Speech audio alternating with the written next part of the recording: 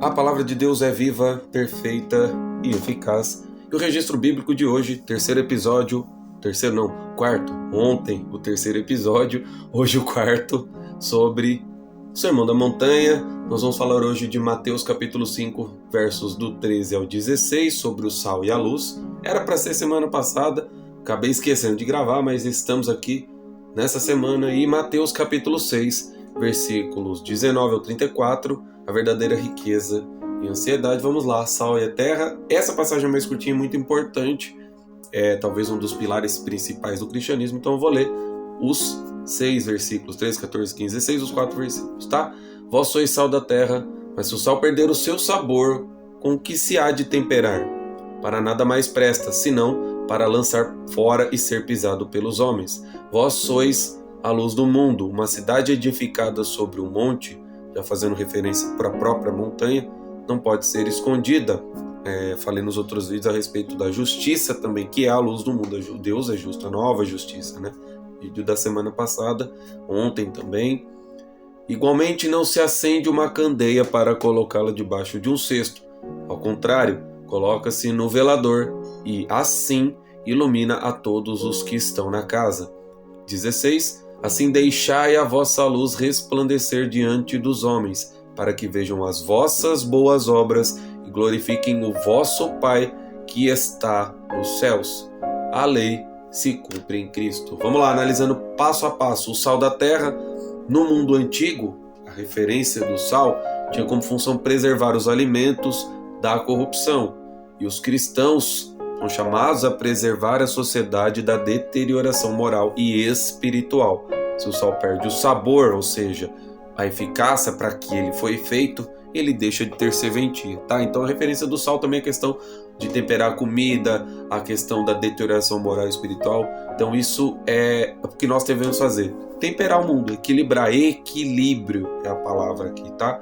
Do 14 ao 16, vós sois a luz do mundo. A luz revela, guia e dissipa as trevas. Então, como Deus é luz, né? Tá lá em João. A vida e as boas obras dos cristãos devem ser uma manifestação do amor. Então nós devemos seguir uma vida de boas obras como selo da promessa de Deus, sendo luz, a própria luz do Altíssimo refletida nas trevas, né? Eu gosto de usar uma ideia de parábola, que nós cristãos devemos usar essa luz que nos foi entregue através do Eterno para iluminar as cavernas de morcegos. Alguns vão nos atacar, infelizmente a aprovação do inimigo, do opositor, acaba sendo diária, cotidiana, mas não devemos usar essa luz para ofuscar o brilho de outros, ofuscar quem quer brilhar e precisa, né? A gente não consegue ofuscar o brilho do sol. Enfim, e também não usar essa luz para cegar o entendimento de ninguém. Fica aqui as dicas e a mensagem para quem gosta de um entendimento. Não devemos ser luz ofuscante, sim uma luz que ilumina. Iluminando os cristãos, né, devem iluminar o mundo para que outros glorifiquem a Deus. Prestai atenção aí. Assim, deixe a luz de vocês resplandecer diante dos homens, ou seja, do mundo, para que vejam as suas boas obras e glorifiquem ao Pai, ou seja, ver o Pai através das obras, não elogios mundanos, tá? Qual que é a análise que fica aqui? Nós devemos influenciar positivamente no mundo, a análise agostiniana, tá? O sal representa a preservação e o tempero da verdade, ou seja, verdade demais, tudo demais é exagero, até é exagero de Bíblia, tá? Se o sal perde o sabor, não serve para nada. Assim como os cristãos que cedem ao medo e principalmente ao temor exagerado, às vezes não de Deus, mas às vezes do inimigo. Tá? Então não devemos fazer isso. A luz deve brilhar para que as boas obras glorifiquem a Deus, não os homens. A importância do sal e luz, os cristãos são chamados a ser sal e luz e influenciar a questão da convivência entre os próprios cristãos também, e simboliza a preservação e o sabor da vida cristã, ou seja, uma comida com sal tem sabor, tem prazer, tem satisfação em poder consumir.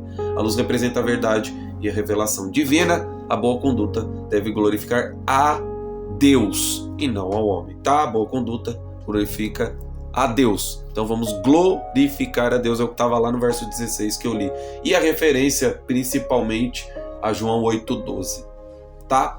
Regra de ouro nas relações humanas, devemos tratar os outros como gostaríamos de ser tratados. Essa regra resume a lei dos profetas, enfatizando a importância do amor ao próximo. Isso tem ao fato também a misericórdia que devemos ter ao iluminar, ao evangelizar, sem agressividade. A intenção por trás das ações deve ser pura e desinteressada. A verdadeira bondade se manifesta em ações que buscam o bem do outro. Tá? Fica aqui o recado. Falamos sobre sal e luz, vamos para a próxima passagem, a verdadeira riqueza e a ansiedade. Mateus capítulo 6, verso 19 ao 34. Não lerei todos para não alongar muito o vídeo, mas antes, ficou aqui uma mensagenzinha antes de terminar o vídeo. A luz e as intenções das mesmas e as ações, intenção e ação. A intenção por trás das ações é o que determina a pureza e o valor das mesmas.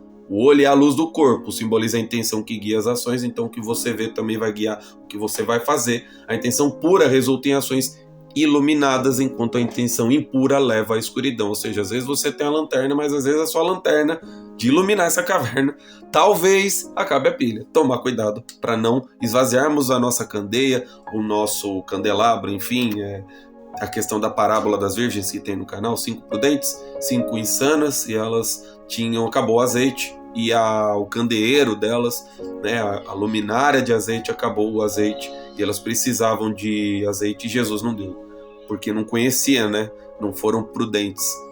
E fechando o tema do sal e luz, a verdadeira felicidade vem de agir com o coração simples e voltado para Deus. Fechou? Vamos para o próximo, a verdadeira riqueza e ansiedade. Jesus contrasta os valores do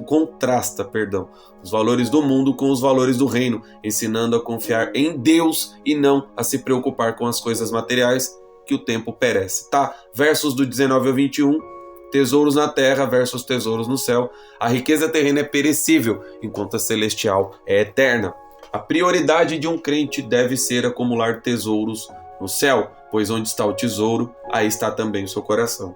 Versículos 22 ao 24, o olho como lâmpada, como eu mencionei agora há pouco. Questão de luz, o olho é a metáfora para a perspectiva e o foco da vida. Um olho bom, focado em Deus, leva a uma vida cheia de luz, enquanto um olho mau, focado em bens terrenos, leva à escuridão. Ninguém serve a dois senhores, eu menciono isso muitas vezes no canal. Se você vira as costas para o mundo, automaticamente você olha para Deus. Se você vira as costas para Deus, automaticamente você serve o mundo. É impossível, e a estrada é estreita, a porta é estreita. Tá? Isso no Sermão da Planície a gente vai comentar. E a Deus ou a Mamon, impossível, tá? Versículos 25 ao 34, não andeis ansiosos com nada. Jesus usa a natureza, é a parábola, a passagem dos pássaros e dos lírios do campo, ilustra a providência de Deus. Se Deus cuida da sua criação, certamente cuidará dos filhos. Então nós não somos apenas criaturas, nós somos parte exclusiva e única da criação, que é a humanidade, tá? A ansiedade é um sinal de falta de fé. A solução é buscar primeiro o reino dos céus e a justiça, conforme eu falei no vídeo passado, confiando que o restante será acrescentado. Mensagens e ideias teológicas aqui para essa passagem. A necessidade de amor e misericórdia, conforme eu falei da luz, agora falando de misericórdia e amor. A prática desses valores é essencial para a vida cristã e reflete o amor de Deus e a luz de Deus, além da busca pela justiça. Os misericordiosos são prometidos ter misericórdia em retorno. O amor deve ser estendido até mesmo aos inimigos, conforme os ensinamentos de Jesus, e a justiça e a misericórdia são interligadas na vida do cristão. Generosidade e prosperidade são enfatizadas como virtudes que devem ser praticadas em relação aos bens materiais. Então, prioridades, propriedade e generosidade, esses valores têm que ser analisados. Então, qual a prioridade que você tem? Ser generoso ou ter propriedade? Então, você tem que ter análise dos bens, o que é a sua prioridade e quais as suas propriedades, principalmente no céu. A disposição de dar o que se tem mesmo em situações de injustiça é um reflexo do amor ao próximo. A propriedade deve ser vista como algo que pode ser compartilhado, especialmente em situações de necessidade. O ensinamento de dar a túnica e o manto ilustra a importância de não se apegar aos bens materiais. Recompensa escatológica. Escatologia é o estudo das revelações finais, o que vai acontecer no fim dos tempos. É basicamente isso, de uma forma bem didática, tá? Essa recompensa tem a ver diretamente com a vivência das bem-aventuranças ou as beatitudes de Agostinho, tá? É a promessa do reino dos céus, tá?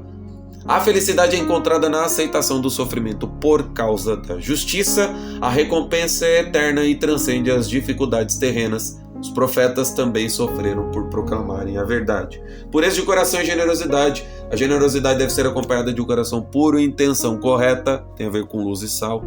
A ostentação e a busca por reconhecimento devem ser evitadas. A verdadeira generosidade é aquela que não busca recompensas externas. A pureza do coração é fundamental para ver a Deus e alcançar a verdadeira felicidade. Aversão ao que é temporal. Os discípulos de Cristo devem priorizar os reinos celestiais, o reino dos céus, sobre laços temporais, tá? O amor deve ser redirecionado ou direcionado ao que é eterno, ao eterno, não ao que passa, ao passageiro. Amor à criatura humana. O amor deve ser direcionado à essência da pessoa, não às relações temporais. A transformação e renovação são desejadas para todos. E fechando esse vídeo, a importância de não acumular tesouros terrenos. A busca por riquezas materiais deve ser substituída pela acumulação de tesouros espirituais. Os tesouros na terra são temporais e suscetíveis à corrupção, ao perecimento mesmo. A verdadeira riqueza está nos tesouros celestiais, que são eternos. E outra coisa, caixão não tem gaveta, e você não vai escolher a roupa que você vai partir deste mundo, ou seja, o descanso que você vai ter ali. Você não leva nada no bolso, não leva carteira, não leva cartões, não levamos o Pix, então nada do que está aqui vai ser levado. Então não adianta guardar o coração e entregar tudo que você tem de alma e coração e corpo para os bens terrenos. E para fechar, como eu falei, o coração deve estar voltado para o céu e não para as coisas terrenas. Certo? E Deus abençoe a todos, que o eterno, nosso Pai Celestial, nos abençoe e que nós possamos crescer na graça e no conhecimento do nosso Altíssimo Papai do Céu. Muito obrigado por tudo. Até o próximo vídeo.